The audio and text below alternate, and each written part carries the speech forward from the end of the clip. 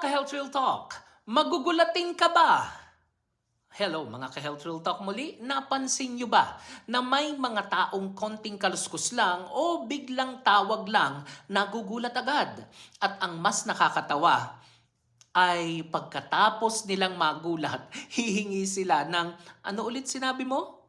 Pero alam nyo ba, hindi lang ito simpleng ugali o arte-arte lang. May kinalaman ito sa ating nervous system at mental focus.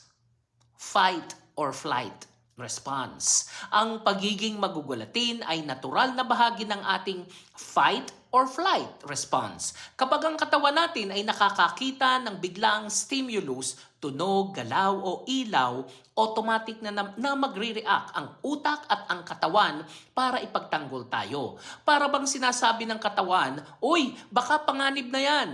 Bakit kailangang ulitin ang sinabi? Dahil kapag nagulat ang utak ay nag-shift ng pansin mula sa iniintindi patungo sa alert mode. Kaya kahit narinig mo ang salita, hindi ito na proseso ng maayos. At ang resulta, ano ulit yun? Sino ang madalas magugulatin? Mga taong kulang sa tulog, mga stressed at laging overthinking, may mga anxiety o heightened sensitivity sa paligid. At syempre, yung natural na lakas na high alert personality. Impact sa kalusugan kung minsan okay lang yan. Pero kung araw-araw at sobra ang pagiging magugalatin, pwedeng magdulot ng chronic stress, pwedeng makaapekto sa konsentrasyon sa trabaho, at minsan maging risk sa kaligtasan. Imagine kung nasa operating room o nagmamaneho tapos bigla kang nagulat.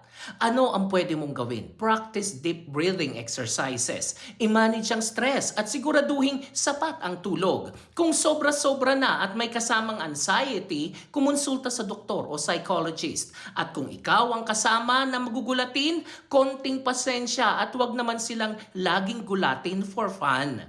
Sa mga ka-Health Real Talk, tandaan, ang pagiging magugulatin ay hindi lang simpleng ugali. Ito ay senyales ng kung paano tumutugon ang ating katawan at isipan sa stress at paligid. Kaya wag na masyadong mang-asar at manggulat. At kung ikaw yon, alagaan ang sarili mo.